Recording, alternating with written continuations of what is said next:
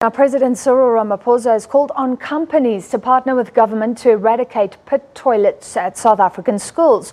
Ramaphosa launched the Sanitation Appropriate for Education initiative, or SAFE, in Pretoria today.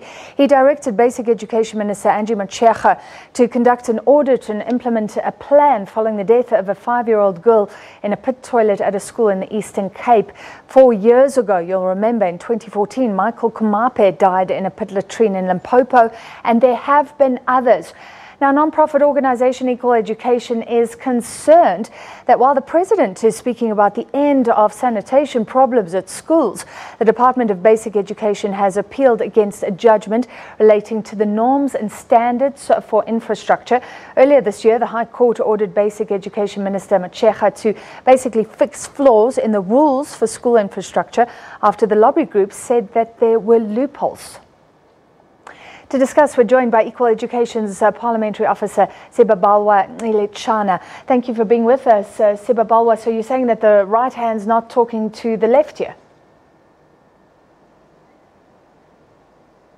Yeah, so, I mean, our biggest concern isn't that the initiative has been launched, but rather that the communication between the presidency and particularly the Department of Basic Education is a bit off. You know, on Friday, they handed in the application for an appeal against the victory, which was the judgment that the Bishop High Court handed down, and they favored entirely in Equal Education's favor. On Tuesday, however, we have a launch of this sanitation initiative, and between having had the judgment handed down and today, Equal Education has made attempts to speak directly both with the presidency and the department about ways that we can effectively address school infrastructure backlogs, including the sanitation crisis that South African schools are having.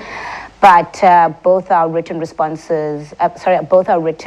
correspondences were not met with any responses.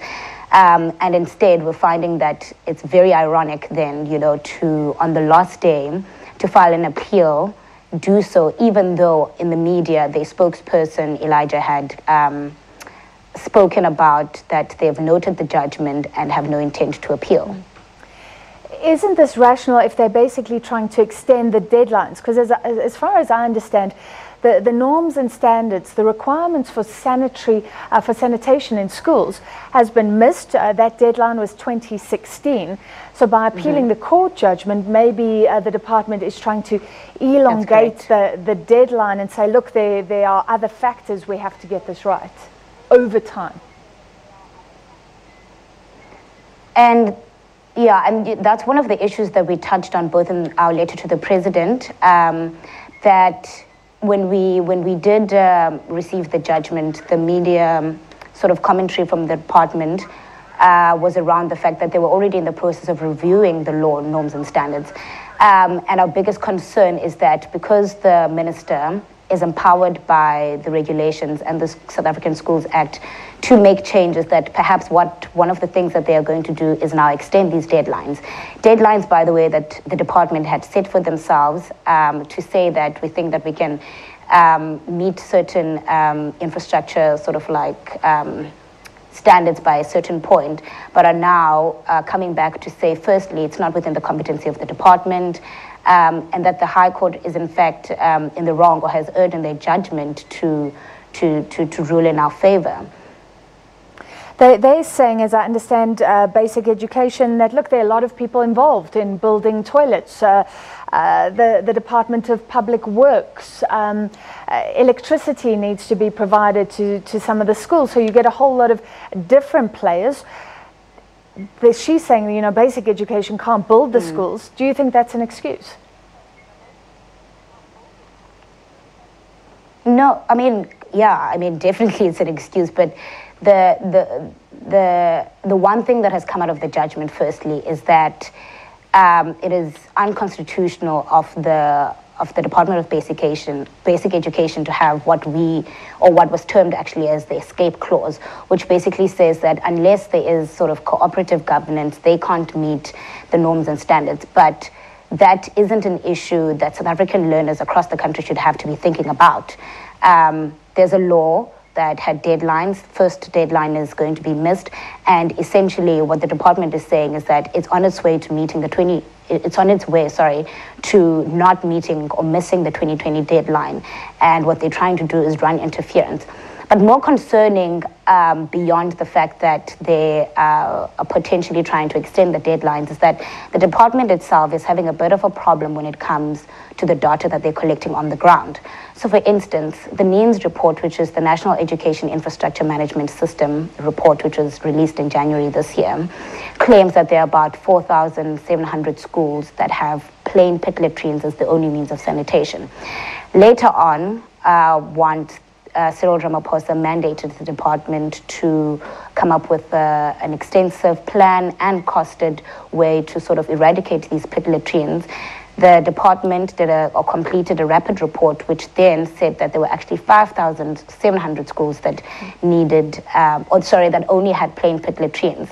Today, at the launch, the audit report then said that there are about 3,000 or so schools that have plain pit latrines. So the department is actually going to struggle to eradicate and speak to these infrastructure backlogs if it cannot itself verify its data and give us updated information, which then in turn makes it very difficult for us as civil society to then hold them accountable. Yeah, so you're saying there are discrepancies in the figures.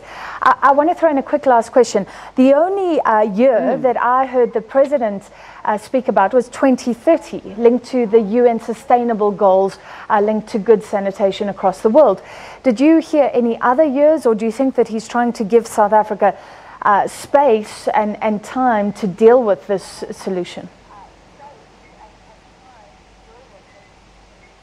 I mean, potentially what the president is trying to do is undermine the norms and standards law, in fact, because the regulation already has deadlines by when certain facilities and schools need to be met and need to be have been changed.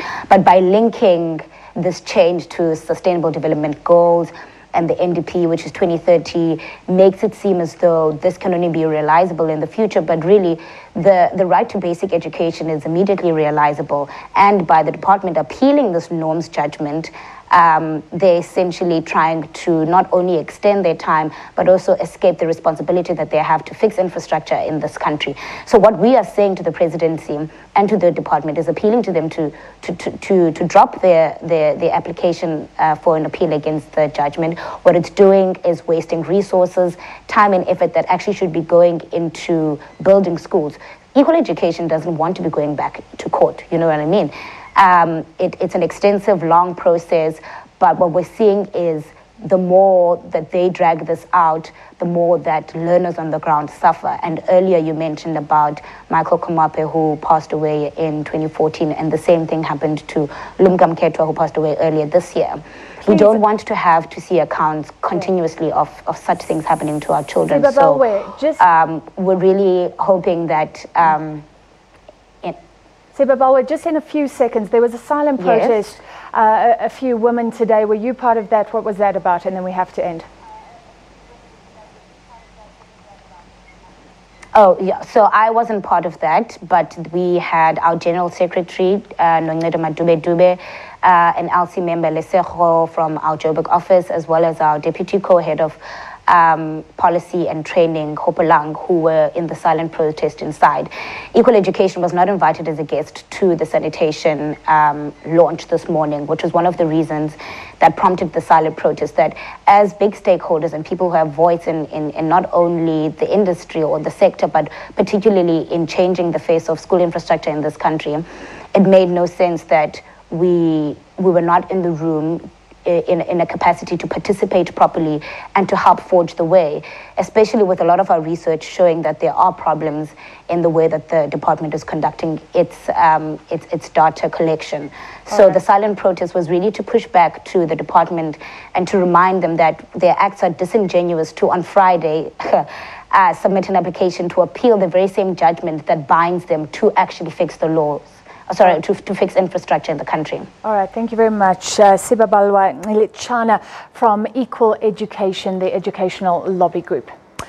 All right, and